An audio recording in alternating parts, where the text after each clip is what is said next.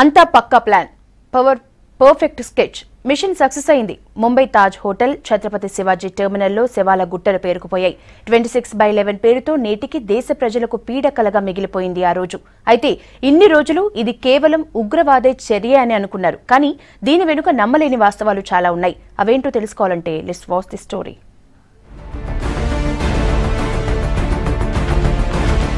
26 November 2008న ముంబై నగరం రక్తసిక్తమైంది. టెర్రరిస్టులు మారణ హోమం సృష్టించారు.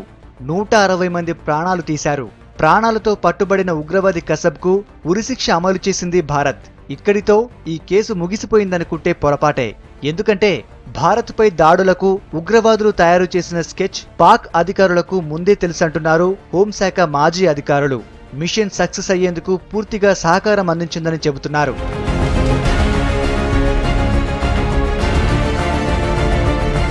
భారత్ను దెబ్బతీసేందుకు చర్చల పేరును వాడుకుంది పాకిస్తాన్.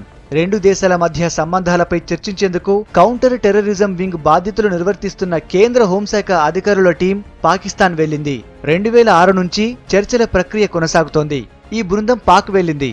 2007లో పాకిస్తాన్ టీం భారత్కు వచ్చింది. ఈ ప్రాసెస్ లోనే 2008లో భారత అధికారులు మరోసారి పాకిస్తాన్ కు వెళ్లారని హోంశాఖ మాజీ అధికారి ఆర్వీఎస్ మణి చెబుతున్నారు. 2008 నవంబర్ 24న అధికారులు పాక్ చేరుకున్నారు. 25న చర్చలు జరగాల్సి ఉంది. కానీ పాక్ ఆలస్యం చేసి చర్చల తేదీని 26కు మార్చింది. ముంబైలో ఉగ్రవాదుల దాడి విషయం తెలియగానే పాకిస్తాన్లో ఉన్న హోంశాఖ ఉన్నతాధికారులతో మాట్లాడేందుకు ప్రయత్నించినట్టు చెప్పారు మణి. అయితే పాక్ అధికారులు చాలా తెలివిగా మొబైల్ నెట్వర్క్ రాని ప్రాంతంలో వారిని ఉంచారన్నారు. దీంతో ఉగ్రవాదులపై ఎదురుదాడి చేయడంపై త్వరగా నిర్ణయం తీసుకోలేకపోయామన్నారు. భారీగా బలగాలను మోహరించినా నిర్ణయాధికారం ఉన్న వారు మాత్రం పాక్ వలలో చిక్కుకుపోయారని వివరించారు.